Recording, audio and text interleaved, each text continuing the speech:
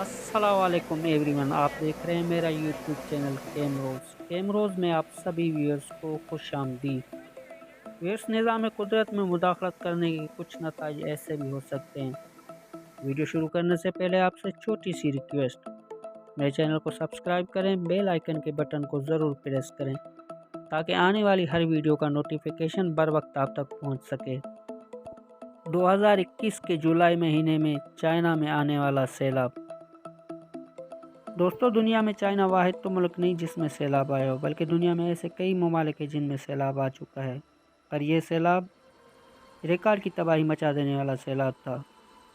के आने से कुछ ही दिन पहले चाइना की टेक्नोलॉजी को लेकर ये सोशल मीडिया पे बात आम चल रही थी कि चाइना एक ऐसा बादल बना सकता है जिसे जब जहां चाहे बरसा सकता है। इस बात के कुछ ही दिन बाद चाइना में सैलाब की सूरत में एक बहुत बड़ी तबाही मची। 70,000 मिलियन से ज़्यादा अफराद मुतासिर हुए।